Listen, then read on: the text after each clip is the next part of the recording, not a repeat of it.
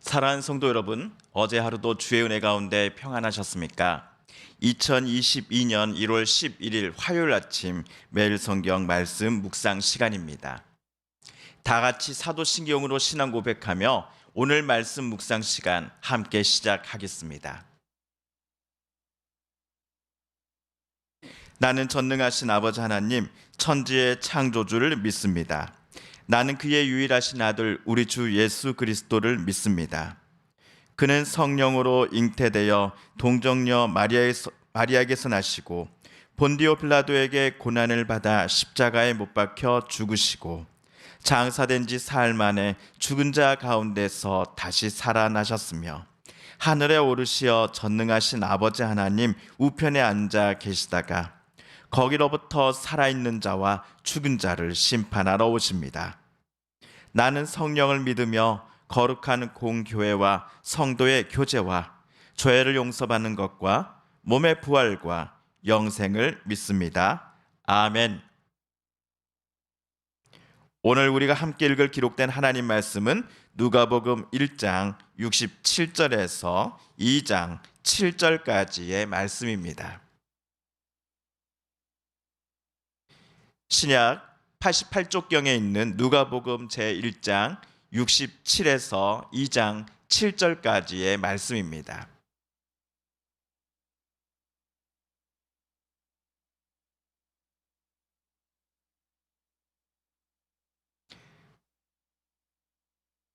그 붙인 사가랴가 성령의 충만함을 받아 예언하여 이르되 찬송하리로다 주 이스라엘의 하나님이며 그 백성을 돌보사 속량하시며 우리를 위하여 구원의 뿔을 그 종 다윗의 집에 일으키셨으니 이것은 주께서 예로부터 거룩한 선지자의 입으로 말씀하신 바와 같이 우리 원수에게서와 우리를 미워하는 모든 자의 손에서 구원하시는 일이라. 우리 조상을 긍휼히 여기시며 그 거룩한 언약을 기억하셨으니 곧 우리 조상 아브라함에게 하신 맹세라. 우리가 원수의 손에서 건지심을 받고 종신토록 주의 앞에서 성결과 의로 두려움이 없이 섬기게 하리라 하셨도다. 이 아이여 내가 지극히 높으신 이의 선지자라 일컬음을 받고 주 앞에 앞서가서 그 길을 준비하여 주의 백성에게 그 죄 사함으로 말미암는 구원을 알게 하리니 이는 우리 하나님의 긍휼로 인함이라. 이로써 돋는 해가 위로부터 우리에게 임하여 어둠과 죽음의 그늘에 앉은 자에게 비치고 우리 발을 평강의 길로 인도하시리로다 하니라. 아이가 자라며 심령이 강하여지며 이스라엘에게 나타난 날까지 빈들에 있으니라. 그때 가이사 아구스도가 영을 내려 천하로 다 호적하라 하였으니 이 호적은 구레뇨가 시리아 총독이 되었을 때에 처음 한 것이라. 모든 사람이 호적하러 각각 고향으로 돌아가매 요셉도 다윗의 집 족속이므로 갈릴리 나사렛 동네에서 유대를 향하여 베들레헴이라 하는 다윗의 동네로 그 약혼한 마리아와 함께 호적하러 올라가니 마리아가 이미 잉태하였더라. 거기에 있을 그때 해산할 날이 차서 첫 아들을 낳아 강보로 싸서 구유에 누였으니 이는 여관에 있을 곳이 없음이러라. 아멘.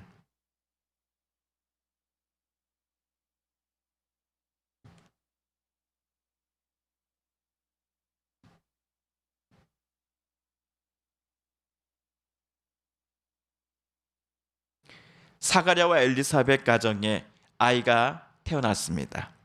10개월 전 성전에 사가랴가 순서가 되어 제사장 직분을 감당하고 있을 때 천사 가브리엘이 사가랴를 찾아와 말해줬던 예언들이 성취되었습니다.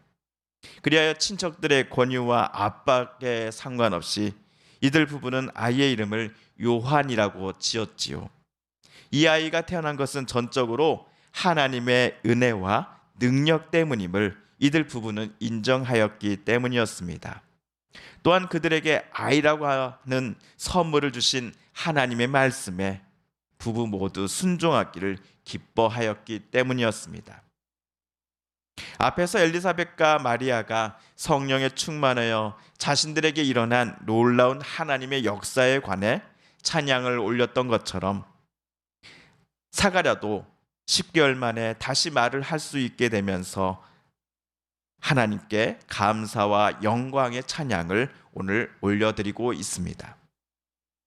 그런데 오늘 우리가 읽은 사가랴의 찬송을 찬찬히 들여다보면 하나님께서 우리 가정에 아이를 선물로 주셨음을 찬양합니다가 아니었습니다. 우리에게 또는 우리 민족에게 큰 구원의 은혜를 주신 하나님께 영광의 찬송을 그는 올려드리고 있습니다. 오늘 68, 69절을 다시 한번 읽어보겠습니다. 찬송하리로다 주 이스라엘의 하나님이며 그 백성을 돌보사 속량하시며 우리를 위하여 구원의 뿔을 그 종 다윗의 집에 일으키셨으니 나의 하나님이 아니라 주 이스라엘의 하나님을 사가랴는 찬양합니다. 나를 돌보심이 아니라 그 백성을 돌보심을 사가랴는 하나님 앞에 찬양 올려드리고 있습니다. 나를 위하여 구원의 뿔이 아닌 우리를 위한 구원의 뿔을 하나님께서 일으키셨음을 그는 고백합니다.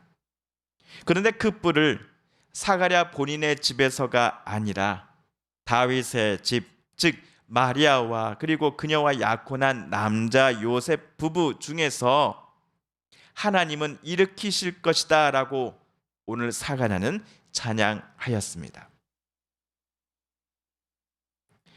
마리아의 뱃속에 있어서 이제 6개월 후면 태어날 아기가 누구인지를 사가랴는 누구보다 더 정확하게 알고 있었기 때문이었을 것입니다. 그 아기는 하나님의 아드님으로서 사람의 몸을 입고 이 땅에 오시는 분이심을 사가랴는 알고 있었을 것입니다. 사가랴는 고백합니다. 자기들 집에서 오늘 태어난 아이 요한이 아니라 요셉과 마리아 가정에서 태어날 아기가 하나님께서 우리를 원수로부터, 우리를 미워하는 자들로부터 구원하실 것이다 라는 사실 말이지요. 그 아이는 어둠과 죽음의 그림자 속에서 슬퍼하던 사람들에게 하나님의 긍휼의 빛을 비춰 주어서 사람들을 평강의 길로 이끌어 갈 것입니다. 사가랴의 고백 속에서 곧 태어날 마리아의 아기가 이 땅에서 행할 일들을 가리켜 구약의 예언자들은 메시아의 사역이다라고 예언한 바 있습니다. 이스라엘의 모국어인 히브리어는 메시아요, 로마 제국 시대의 공용어인 헬라어로는 그리스도가 되겠습니다. 그리스도께서는 또는 메시아께서는 모든 원수의 손으로부터 구원해 주신 사람들이 영원토록 하나님 앞에서 신실함과 진실함으로 설 것을 소망하고 계십니다. 선악과를 먹고서 하나님을 두려워하며 숨었던 아담과 하와와는 달리 그리스도로부터 구원받은 이들은 더 이상 하나님을 두려워하지 않고 하나님 앞에 숨지 않고 오히려 그리스도로 말미암아 하나님 앞에 담대히 서게 될 것입니다. 오늘 사가랴의 찬양을 묵상해 보면서 마침 새로운 해를 시작하는 중인 우리들에게도 그리스도께서 주시는 구원의 은혜가 가득하기를 저는 소망해 보았습니다. 작년 한 해 세상 만사의 여러 힘들고 복잡함의 무게가 우리를 참으로 많이 눌렀기 때문이었습니다. 믿었던 사람이 우리에게 아픈 상처를 줬기 때문입니다. 경제적인 걱정들이 깊은 한숨을 우리에게 가져다 주었기 때문입니다. 또한 점점 약해져가는 우리의 몸이 내 마음도 덩달아 연약하게 만드는 것처럼 보였기 때문입니다. 어쩌면 내가 받아서 아팠던 상처와 미움과 분냄을 나도 누군가에게 주기도 하였을 것입니다. 그렇게 오늘 사가랴의 찬양을 읽어나갈 때에 사가랴가 찬양하고 기대했던 하나님의 아드님이신 그리스도께서 저와 여러분에게도 하나님께서 주시는 그 긍휼하심의 은혜가 올 한 해 가득하기를 저는 간절히 소망해 보았습니다. 반면 오늘 태어난 사가랴와 엘리사벳의 아들 요한은 6개월 뒤에 아기로 태어날 그리스도의 길을 준비하는 자가 될 것입니다. 그리스도로 말미암아 얻게 되는 죄 사함의 구원을 오늘 태어난 요한은 만나는 모든 사람들에게 미리 알려주고 깨닫게 해줄 것입니다. 이처럼 사가랴는 자기 아들이 그리스도의 길을 예비하는 삶을 살아가게 될 것임을 잘 알고 있었고, 또 그 하나님의 이 아이를 만져주심과 또 빚어가심에 기뻐하며 순종하였습니다. 오늘 말씀을 묵상하는 저를 비롯한 모든 분들이, 그리고 우리의 사랑하는 자녀들이 세례 요한처럼 다시 오실 그리스도의 길을 예비하는 자가 되기를 이 아침 다짐해 보고 싶습니다. 반드시 다시 오신다라고 약속하신 예수 그리스도를 우리가 기다릴 때에 그리스도께서 우리에게 비춰주신 그 하나님의 은혜와 구원의 기적을, 그리고 사랑의 그 따뜻함을 다른 이들도 함께 누리게 되기를 기대하는 그리스도의 다시 오심을 준비하는 저와 여러분이 되시지 않으시겠습니까? 한편 2장 1절에서 가이사 아구스도는 로마 제국령의 모든 총독들에게 인구조사를 실시하라라는 명령을 내렸습니다. 1절에 나오는 아구스도는 로마 제국을 주전 27년부터 주 14년까지 황제로서 다스렸던 옥타비아누스를 가리킵니다. 인구조사 명령이 하달될 때에 당시 이스라엘 땅은 시리아 총독 구레뇨가 주관하던 때였습니다. 요즘은 인구조사를 실시할 때에 인터넷으로 합니다. 아니면 직접 인구조사 담당 조사원이 각 집을 방문하기도 하지요. 그래서 반년 정도면 모든 일들이 끝나는 것 같습니다. 하지만 지금으로부터 2000년 전 예수님께서 태어나실 당시는 오늘날 같은 인터넷이나 통신, 교통시설이 전혀 없었습니다. 그래서 당시 인구조사는 그 왕의 명령을 시작으로 최소 3년 내지 4년까지 걸렸을 것입니다. 게다가 3절에서처럼 인구조사를 위해 본인들의 고향으로 되돌아가야만 하였지요. 그래서 갈릴리 부근 나사렛에서 살고 있던 요셉도 인구조사 때문에 그의 고향인 유대 땅에 속한 베들레헴을 찾아가야만 했습니다. 이때 요한은 약혼녀 마리아를 데리고 함께 베들레헴으로 내려갔습니다.